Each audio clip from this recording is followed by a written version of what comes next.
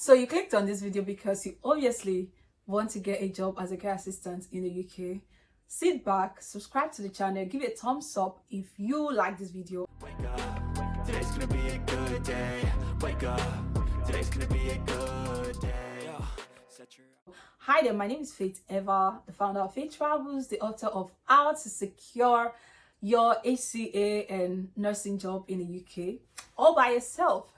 And in this video, I'm going to be telling you the practical steps that you should follow. So it's obviously YouTube and you don't expect this video to be extremely long. So if you need like detailed information, quickly go and get our book for just £3 and some fractions.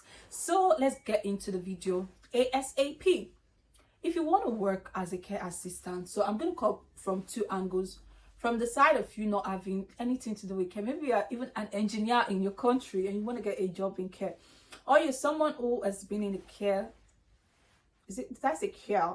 I don't know, care sector before, and you want to get a job, relocate and come and join us in England or in any country. So this information is actually going to work for so many people. So I'm going to go straight. I said I'm going to go straight, right? And I didn't go straight. So I'm going to go straight this time into it. So the first thing you want to do is to prepare your documents. In preparing your documents, I have my laptop here. So I'm going to sometimes, look into it and not miss out any information. And I'm going to be looking into my book, just one page. So this is page 8 of the book. It talks about your requirements for the ACA. This is 28 page book, and I'm just going, this video is just about page 8. So the first thing you want to do is to prepare your documents that are key for those applying for the HCA job. First of all, your international passport, you need it. So get your international passport first of all. Secondly, you need a UK standard CV. See, I said UK standard CV because some CVs don't just cut it at all. And what I mean by UK standard CV is that you want to showcase what the UK employers want to see. When you go to the job site, when you see requirements of the preferred candidate, it should give you an idea of what they expect to see in your CV. Your CV cannot be the opposite of it. So go to job site. That is a tip that I'm giving to you now. UK job site, search for care assistant job, pick out the top skills, top requirements, the kind of qualification they expect from healthcare assistant, and you want to make sure your CV not only reveals that you have these skills, certifications and the rest of those, but that you genuinely really have it. You cannot lie in your CV and in real life you don't have those things. It will show. So the third thing that's very key in your requirements is driver's license.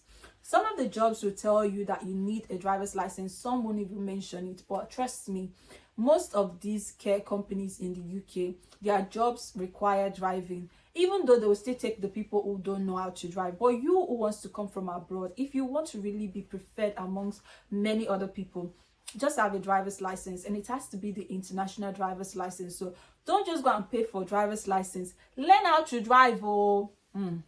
So the fourth thing that you need is English proficiency. So for those looking to get jobs in care, they expect you to write the IELTS exam and to have like a band 5. I think some will say 4.5 to 5. That's your score in all of the sections. So please take that test. I think it's valid for 1 year. So take it, and if you know this is the year you want to really be serious about applying for jobs, have faith in it. You will get the job, trust me. So take the exam even before you start applying. Some people will wait until they've applied and they are shortlisted before putting it there. But if you can just take the exam, pass it, you already have it for the rest of the 1 year. Within your 1 year period, you're going to get your job and everything. So the fifth requirement I have here is care certification. So in my book, I've talked about care certificates that you should get. You want to get certificates in areas that will cover like learning disabilities, dementia, adult care, and you want to get the certificate of some of the, who is knocking my door? So I'm just gonna go get the door. In my book, I talked about websites where you can get free. I gave you the links to websites where you can get free certificates, and the ones you can get paid accredited certificates and the kind of certificate that the UK government requires you to get. A list of them, I have given it in the book, so don't forget to grab your copy. So you want to now get certifications. Maybe start with the free ones.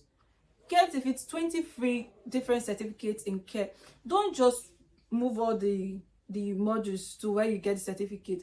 Go through it. It gives you knowledge, especially for those who don't have an idea of what care is. It will broaden your knowledge, because if you're serious about getting a job in the UK as a carer, it means you will go for an interview, because you'll be shortlisted if all your documents are correct. And when you're shortlisted, you can't ruin that opportunity. You can't. So the next thing you're required to have is the care experience. And in my book, obviously, I've talked about you going to volunteer as a carer in any care facility, hospital, care home, or anything you have in your country, with the aim of them giving you a reference at the end of your stuff. I talked about that you're required, most companies will require you to have 1 year experience, 2 year experience. Some will say no experience, but I'm not a fan of no experience. You need to have an experience. So you have to find a way to get that experience, sufficient one. So get your experience. And the next requirement I've got here is your educational qualification. So I don't advise people with just O-level to try, even though there is no harm in trying, but at least have a diploma, ordinary diploma, or if you've got a BSc, good. Even though care doesn't really require like a serious degree, it's more about your experience and the certifications in care. But having education, you know, educational qualification is a big plus to you. So the next thing on here is your tuberculosis test. So when you've been shortlisted for an interview, when you go for your interview, it's advisable, or it's a plus when you say, oh, I have booked my tuberculosis test because I know I need this before coming to the UK.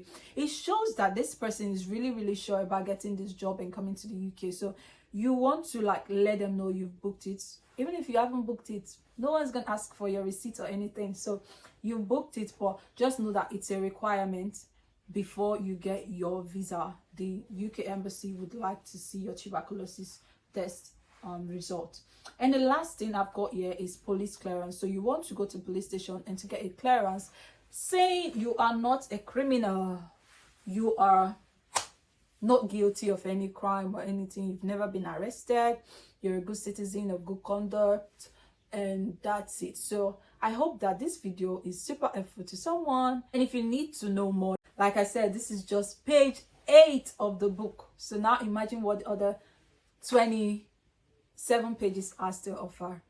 Very detailed book, very detailed, and the price will go up when the spirit wants me to take it up. So now that it's still £3 plus or 2,000 naira or whatever it is in your currency, you want to quickly grab it, read it, get a copy for someone. And if you have a question, join the Telegram community that I have created. Ask me questions on there. I left my email for people to reach me. So guys, give this video a thumbs up and subscribe to the channel. God bless you all. I wish you success in all of your endeavors.